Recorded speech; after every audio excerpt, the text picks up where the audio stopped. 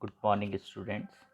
In BSc Part First Year, Subject Zoology, Paper Third, Developmental Biology. Today we are going to study developmental biology of frog or embryogenesis of frog या मेंढक के अंदर भ्रूणोद्भव एवं उसका Metamorphosis. ये हमें syllabus के अंदर दिया गया है, इसे आज हम स्टडी करेंगे। सभी एनिमल्स का जो डेवलपमेंट है, स्पेशली जो वर्टिब्रेट्स हैं, उनमें आमतौर पर जो हैप्लॉइड या एगोनिट जो एग्स हैं, वो हैप्लॉइड या एगोनिट जो है स्पर्म्स के द्वारा एक फर्टिलाइजेशन मैकेनिज्म के बाद आरंभ होता है और अंडे और शुक्राणुओं के केंद्र के संयोजन होते हैं। इस कारण से जो प्रोडक्ट बनता है उसे हम जाइगोट या युग्मनज कहते हैं और यह अब डिप्लॉयड कंडीशन में बनता है। नर और मादा के द्वारा जो ये गैमीट्स को प्रोड्यूस किया गया है, इसी के द्वारा जो है एनिमल के अंदर जीन्स उनके युग्मनजों के गुणों का निर्धारण या डिटर्मिनेशन करते हैं और जो अन्य उसकी बायोलॉजिकल जो भी एक्टिविटीज़ हैं उसकी तुलना में भ्रूण का जो परिवर्धन है वो कंपैरेटिवली धीमा है, क्योंकि न्यू सेल्स और टिश्यूज़ और ऑर्गन भ्रूण में अपना अपीयरेंस स्पेसिफिक ड्यूरेशन कुछ घंटों का या कुछ दिनों का या कुछ वीक्स तक का होता है, जिसे हम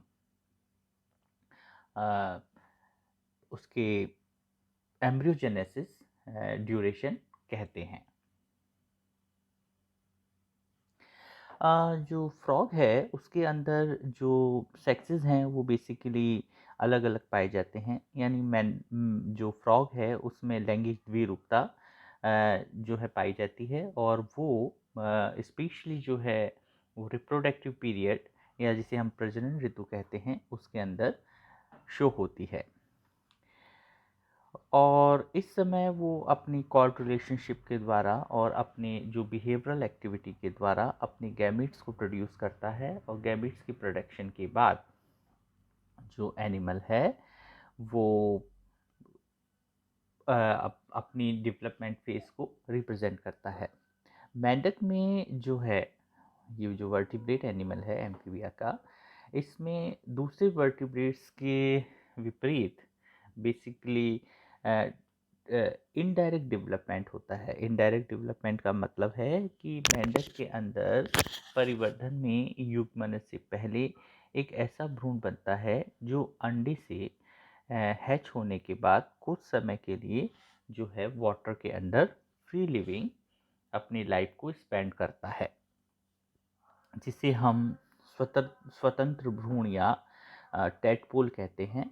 और फिर टेडपोल जो है वो कायांतरण या मेटामॉर्फोसिस प्रोसेस में जाकर एडल्ट में बदलता है। तो इस प्रकार से हम जो है फ्रॉग के एम्ब्रियोजेनेसिस को दो स्टेप्स में क्लासिफाइड करते हैं। प्रारंभिक भ्रूणीय परिवर्धन या अर्ली एम्ब्रियोनिक डेवलपमेंट और दूसरा है उत्तर भ्रूणीय डेवलपमेंट या प्रावस्था, जिसे हम लेट एम्ब्रियोनिक और टेडपोल स्टेज कहते हैं।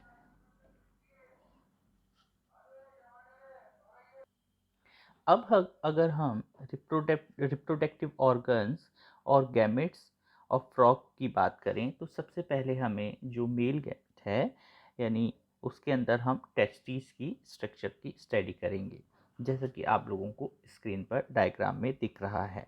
बेसिकली जो फ्रॉग हैं उसमें वन पेयर ऑफ टेस्टिस होते हैं जो कि कलर में वाइट और ओव्यूल शेप के होते हैं और ये जो है अपनी स्पेसिफिक पोजीशन में बॉडी के अंदर स्टेबल होते हैं, जो कि वृषण योजनी द्वारा बॉडी के अंदर लटके हुए या हैंगिंग पोजीशन में पाए जाते हैं। प्रत्येक जो टेस्टिस है वो अ, अन्य जो है मैमल्स के स्ट्रक्चर की तरह ही शुक्रधर नलिकाओं या सेमीफेरियस ट्यूब्यूल से मिलकर बना होता है और इन ट्यूब्यूल्स के मध्य कनेक्टिव टिश्यूज प्रेजेंट होते हैं। इन कनेक्टिव टिश्यूज में ब्लड कैपिलरीज और लसिका के साथ इन अंतराली कोशिकाएं प्रेजेंट होती हैं। इन कोशिकाओं के द्वारा एक हार्मोन का सिक्रेशन होता है और जैसा कि हार्मोन की अपनी स्पेसिफिक प्रॉपर्टी है कि ये इस फ्रॉग के अंदर सेकेंडरी सेक्सुअल कैरेक्टर्स का रिप्रेजेंटेशन करता है। जो सेमिनिफेरल ट्यूब्यूल्स हैं उनकी जो वॉल है वो जेनेनिक एपिथेलियल की बनी होती है और जेनेनिक एपिथेलियल से शुक्र जनन कोशिकाएं बनती हैं। ये स्पर्मेटोजेनेसिस प्रोसेस में जाकर प्रोडक्ट की फॉर्म में स्पर्म का या शुक्राणुओं का निर्माण करते हैं। यहाँ शुक्राणु 20 to 40 के जो हैं वो क्लस्टर में प्रेजेंट होते हैं। जो मैच्योर स्पर्म होते हैं वो जो सेमिनिफेरल ट्यूब्यूल्स है उसके सेंटर में जो फ्लूइड भरा होता है उसमें तैरती हुई अवस्था में पाए जाते हैं। अब हम जो फ्रॉग है उसमें लैंगिक द्विरूपता के अंदर जो सेकेंड प्रोडक्ट है जिसे हम ओवम कहते हैं उसके लिए अंडाशय या ओवरी के स्ट्रक्चर की स्टडी करते हैं। फ्रॉग्स में जो फीमेल है उसके जननांग की फॉर्म में अंडाशय या ओवरी पाई जाती है। ये भी वन कपल या वन पेयर एक जोड़ी फॉर्म में मेंढक में प्रेजेंट होती हैं। ये जो है वो किडनी के पास में प्रेजेंट होती हैं इनकी पोजीशन और ये अंडाशय योजनी द्वारा जो है किडनी से एसोसिएटेड रहती हैं। बेसिकली जो ओवरीज हैं वो बैग लाइक स्ट्रक्चर्स होते हैं जो कि कई ओवेरियन फॉलिकल्स की बनी होती हैं और जो उसका अंडाशय है उसके अंदर कलर की फॉर्म में जो है ब्लैक और वाइट कलर के जो है एग्स प्रेजेंट होते हैं। ये रिप्रोडक्टिव पीरियड में जो है साइज के अंदर लार्ज हो जाते हैं, बड़े हो जाते हैं और जो प्रत्येक जो उसकी जो अंडाशय है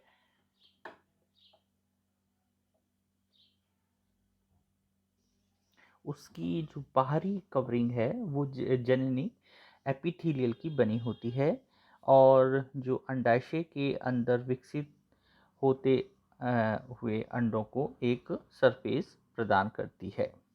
रिप्रोडक्टिव पीरियड में जो एग्स हैं वो अंडाशय की इस एपिथेलियल सतह से जो है बाहर आ जाते हैं और यहाँ से ये बॉडी कैविटी के अंदर पहुँचा दिए जाते हैं। फिर यहाँ से ये ओविट्यूब्यूल या अंडवाहिनी के द्वारा होते हुए अस्थायी रूप से जो है एक बैग लाइक स्ट्रक्चर के अंदर स्टोर किए जाते हैं। और जब ये जब अंडवाहिनी से जब ये फ्लो हो रहे होते हैं, जब एग यहाँ से ये पास हो रहे होते हैं तो उसी टाइम पीरियड के अंदर इन एग्स के ऊपर एल्बुमिन की जो है वो कवर प्रोटेक्टेड जो शील्ड है वो चढ़ जाती है जो कि इसे एक्सटर्नल एनवायरनमेंट के अंदर जो है प्रोटेक्शन प्रदान करती है। अब हम इसकी जो मेल प्रोडक्ट है जो जो हमें मेल प्रोडक्ट मिला है इसे हम स्पर्म कहते हैं तो उसकी स्ट्रक्चर की बात करते हैं। जो फ्रॉग हैं उनके जो स्पर्म हैं वो स्ट्रक्चर में लंबे पतले और थ्रेड लाइक स्ट्रक्चर के होते हैं जो कि मोटाइल होते हैं, गतिशील होते हैं और इन्हें भी हम बेसिकली 3 जो हैं भागों में बांटते हैं जिसमें पहला है हेड, सेकंड है मिडिल पीस और थर्ड पार्ट जो है उसका टेल है। हेड के अंदर इसकी स्पेसिफिक प्रॉपर्टी में ये जो होता है थोड़ा सा स्वेलिंग फॉर्म में या थोड़ा बड़ा होता है और सिलेंड्रिकल होता है, जिसके अंदर स्पर्म का जो है न्यूक्लियस प्रेजेंट होता है और इसके जो एंटीरियर बॉडी पार्ट है स्पर्म का, उसके ऊपर एक कैप लाइक स्ट्रक्चर पाई जाती है जिसे हम एक्रोसोम कहते हैं। और इस जो न्यूक्लियस है उसके चारों ओर जो है साइटोप्लाज्म का एक जो है कवरिंग पाई जाती है। अब इसके मिडिल पीस की हम बात करते हैं।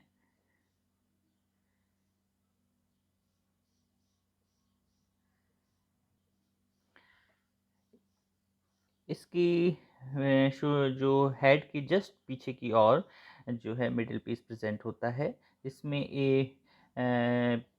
एक दूसरे के जो है वो 90 डिग्री के कोण पर दो बिंदुओं के समान जो है सेंट्रियोल्स प्रेजेंट होते हैं। और जो दूरस्थ सेंट्रियोल है वो एक लंबी और एक जो है थ्रेड लाइक स्ट्रक्चर जिसे एक्सल फिलामेंट कहते हैं से निकलकर जो है स्पर्म के पूरे मिडिल भाग से होता हुआ पीछे टेल रीजन तक जो है टेल का फॉर्मेशन करता है। और इसकी जो मिडिल पार्ट है उसके अंदर जो माइटोकॉन्ड्रिया है वो पूरी ओर से उसको कवर्ड किए हुए रहते हैं। और थर्ड पार्ट जो टेल है उसमें ये एक फिलामेंट लाइक स्ट्रक्चर होता है जो कि बेसिकली साइटोप्लाज्म की बनी एक थिन मेम्ब्रेन के द्वारा कवर्ड रहता है। इस भाग के अंदर जो है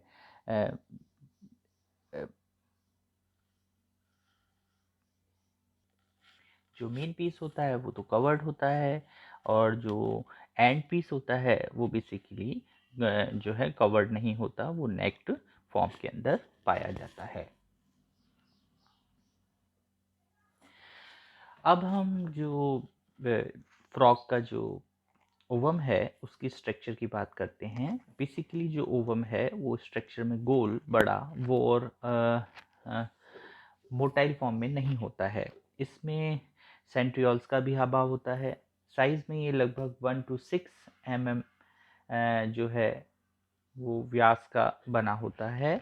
इसका एक और का भाग जो है वो कलर में वाइट और दूसरी ओर का भाग जिससे थोड़ा सा ब्लैकिश कलर के अंदर होता है।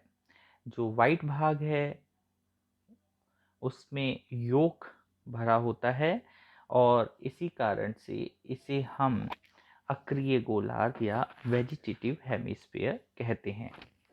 और जो कंपैरेटिवली ब्लैक कलर का भाग है उसमें पिगमेंटेड ग्रैन्यूल्स के कारण उसका कलर थोड़ा डार्क होता है। और पिगमेंटेड ग्रैन्यूल से जो है कोशिका द्रव एवं केंद्रक होने के कारण इस हम जो भाग को हैं एनिमल हेमिस्फीयर या सक्रिय गोलार्ध कहते हैं। दोनों के मध्य हल्के जो है ब्राउनिश कलर की एक ग्रे क्रिस्टल या घूसर अर्धेंदु स्ट्रक्चर होता है। स्टडी के आधार पर जो जो फ्रॉक्स का जो अंडाणु है वो टीलूलेसिथल फॉर्म का होता है और इन अंडाणुओं के चारों ओर एक जो है पारदर्शक जो है मेम्ब्रेन पाई जाती है जो कि स्वयं इसकी और फॉलिकल सेल से मिलकर बनी होती है। जो इसका साइटोप्लाज्म की जो मेम्ब्रेन है और जो योक सेल की जो मेम्ब्रेन है उसके मध्य जो है वाटर से भरी हुई एक थिन जो है कैविटी जिसे पेरीवेटलाइन स्पेस कहते हैं या परिपीठ की गुहा कहते हैं प्रेजेंट होती है। जो इनिशियल स्टेज है उसमें इस कैविटी के बाहर जो है आउटर सरफेस पर मोटा एल्बुमेन का कवरिंग या आवरण होता है जो बाद में पानी के अंदर जब इसको एक्सक्रीट किया जाता है, जब इसको लेआउट किया जाता है, तो वहाँ पर ये फूल कर एक जेली के समान एक जो है म्यूकस लाइक स्ट्रक्चर को में कन्वर्ट हो जाता है। और एल्बुमिन की सीक्रेशन जो है वो अंडवाहिनी की दीवार में जो प्रेजेंट होती हैं ग्रैन्युलर सेल्स या सिक्रेटरी सेल्स, उन सेल्स के द्वारा होता है। और ये सीक्रेशन हार्मोनल कंट्रोल्स में होता है।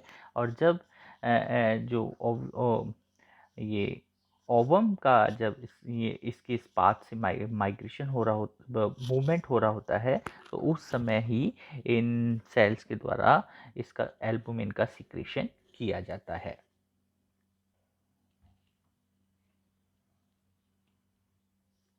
अब हम फर्टिलाइजेशन की बात करते हैं। तो जो फ्रॉग्स हैं उनके अंदर फर्टिलाइजेशन मीडियम यानी वाटर में होता है, जिस कारण से इसे एक्सटर्नल फर्टिलाइजेशन कहते हैं। वाटर में स्पर्म व ओवम के कुछ समय के लिए ही जो हैं वो मोटाइल या जीवित अवस्था में रहते हैं। इस कारण से जब इसके अंदर डमी कपलेशन पाया जाता है,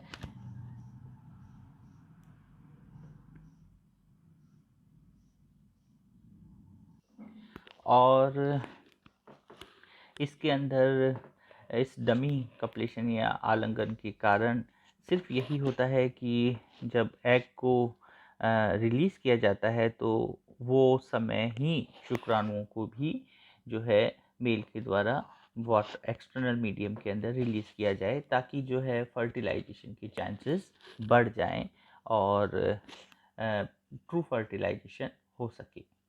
यानी फर्टिलाइजेशन जो है वो ओवम के एल्बुमिन के जो है स्वेल होने से पहले ही कंप्लीटली निश्चित फॉर्म में हो जाए। अब हम फर्टिलाइजेशन की हम सब टॉपिक्स की बात करते हैं। तो पहला इसके अंदर attraction of sperm towards ovum है, जिसमें जो है शुक्राणु अंडाणु के संपर्क में आते हैं। तो जब स्पर्म है उसके सिर से जो है वो आकर एसोसिएट हो जाते हैं या वहाँ पर आकर चिपक जाते हैं। और शुक्राणुओं को आकर्षित करने के लिए बेसिकली जो ओवम है उनसे फर्टिलाइजिन नाम का एक केमिकल सीक्रेट किया जाता है, और जो स्पर्म हैं उनके द्वारा एंटी फर्टिलाइजिन का सीक्रेशन किया जाता है। और फर्टिलाइजिन और एंटी फर्टिलाइजेशन के बीच में अट्रैक्शन होने के कारण जो शुक्राणु है वो एल्बुमिन में तैरते हुए अंडाणुओं की पीतक कला से आकर चिपक जाते हैं या एसोसिएट हो जाते हैं। सेकेंड स्टेप में हम फॉर्मेशन ऑफ फर्टिलाइजेशन कोन की स्टडी करते हैं।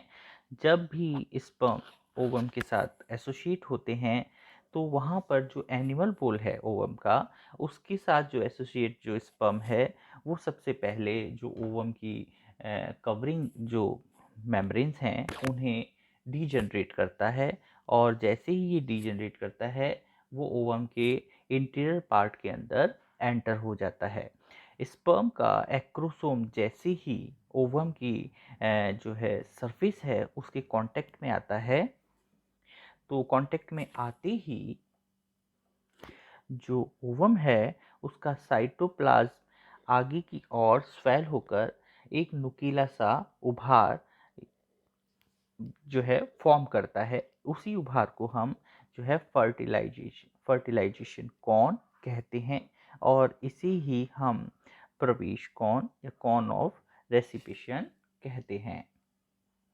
बेसिकली ये एक केमिकल रिएक्शन है जिसमें एक्रोसोम जो है वो स्पर्म लाइसिन नामक जो है प्रोटियोलाइटिक एंजाइम का सिक्रेशन करता है, और इसी एंजाइम के कारण जो ओवम की जो मेम्ब्रेन है उसको वो लाइसिस यानी डिजनरेट करता है, और धीरे धीरे जो स्पर्म है वो ओवम के अंदर सिंक होता चला जाता है। आगे की एक्टिविटी में जो है वो शुक्राणु जो है ओवम के अंदर धंसता है या पेनेट्रेट होता है, और ये बेसिकली एक केमिकल रिएक्शन ही है। और इस जो है में जो है एक्रोसोम में प्रेजेंट जो लाइटिक एंजाइम्स हैं वो हेल्पिंग हेल्पिंग नेचर में रहते हैं और स्पर्म को कंप्लीट ओवम के अंदर सिंक करने के अंदर हेल्प करते हैं। बेसिकली जो स्पर्म की जो टेल है वो तो ओवम्स के बाहर ही जो है वो डिजनरेट हो जाती है और जो इसका न्यूक्लियस पार्ट है या हेड रीजन और मिडल रीजन वो ही ओवम के अंदर जो है पेनिट्रेट होता है। अब फोर्थ स्टेप में जो है वो ओवम का एक्टिवेशन होता है। ओवम के एक्टिवेशन को हम सब 5 टॉपिक्स में डिवाइड करते हैं, जिसमें पहला फॉर्मेशन ऑफ फर्टिलाइजेशन मेम्ब्रेन, दूसरा formation of previtelline space, second maturation division, penetration path of sperm और स्पर्म पाथ। इन सब टॉपिक्स के अंदर इसको हम क्लासिफाइड करते हैं। तो इनिशियली स्टेप में जैसे ही स्पर्म ओवम के अंदर प्रवेश करता है तो जो योक मेम्ब्रेन है उसके चारों ओर एक निषेचन झिल्ली का फॉर्मेशन होता है। इसके कारण जो है जो दूसरे जो स्पर्म है वो उसके अंदर प्रवेश नहीं कर पाते हैं। सेकेंड में फॉर्मेशन ऑफ प्रीवेटिलाइन स्पेस जो है, इस स्टेप ओवम के साइटोप्लाज्म का कुछ पार्ट जो है वो यूक मेम्ब्रेन के अंदर स्टोर्ड रहता है और यहाँ पर यूक मेम्ब्रेन जो है वो साइटोप्लाज्म से डिटैच हो जाती है और इस बीच के जो स्पेस में भरे भरे हुए जो स्पेस में जो फ्लूइड होता है उसे हम परिपीत कैविटी कहते हैं। अब इस कैविटी के कारण क्या होता है, जो इसका ओवम का जो मतलब जो अंडाणु का जो मिडिल पार्ट है वो रोटेट होता है और रोटेट होने के कारण जो लाइट पार्ट है वो तो वो ऊपर की ओर जो है एडजस्ट हो जाता है और जो वेजिटल पार्ट है वो बेसिकली ग्रेनुअल होने के कारण उस जो है वो नीचे की ओर अपनी पोजीशन को स्टेबल फॉर्म के अंदर बना लेता है। ओव्यूलेशन के समय जो ओवम है वो सेकेंडरी oocytes की जो है स्टेज में होता है और इसका न्यूक्लियस सेकेंडरी जो है वो मैच्योर डिवीजन यानी मेटाफेज की स्टेज में होता है।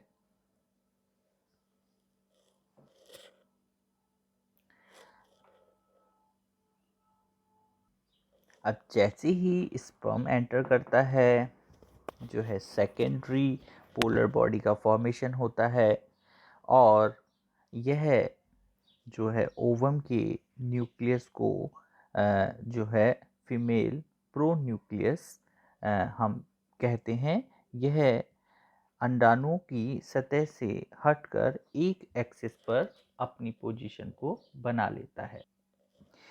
जैसे ही शुक्राणु अंडाणु में प्रवेश करता है ओवम के एक्टिव पोल से उस भाग की सतह पर ये जो ग्रेनुअल सेल्स हैं वो मिडल स्पेस से या भूमध्य रेखा से प्रवेश बिंदु के ठीक सामने अपनी पोजीशन को बनाए रखती हैं और यहाँ से ये जो है एंटर जो जहाँ से स्पर्म एंटर हुआ है वहाँ पर आगे की ओर शिफ्ट होने लगती हैं।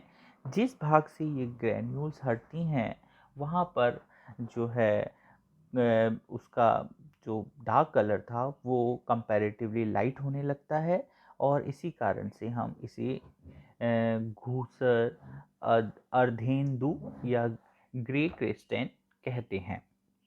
यह भाग आगे चलकर भ्रूण का जो है वो पोस्टीरियर पार्ट को फॉर्म करता है और इस ग्रे पार्ट से जो है वो फर्टिलाइज्ड जो कौन है निषेचन शंकु को मिलाने वाली जो लाइन होती है उसे हम डॉर्सो वेंट्रनल एक्सिस कहते हैं।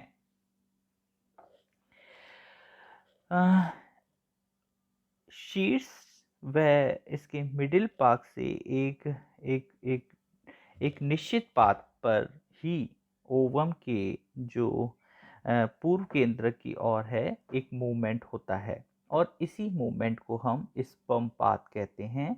यह कुछ ग्रेनुअल पार्ट को भी अपने साथ साथ ओवम के जो है साइटोप्लाज्म के अंदर धकेलता है और मूवमेंट को रिप्रेजेंट करता है। इसी कारण से डेवलपमेंट के समय जो ये ग्रीक स्टनी पार्ट है वो अपनी अलग अलग स्टेजेस को रिप्रेजेंट करता है, जो कि जो स्पर्म का जो पाथ है उसको एक टेबुलर फॉर्म के अंदर रिप्रेजेंट किया जा सकता है।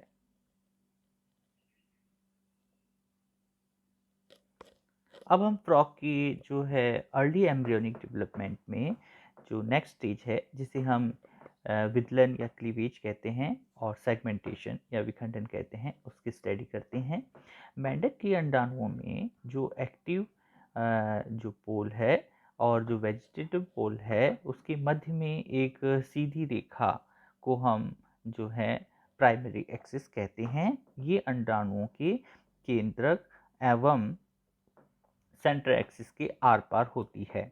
अतः इस जो एक्सिस है उसके मध्य बिंदु के चारों ओर अंडाणुओं की रेडियल सिमेट्री प्रेजेंट होती है।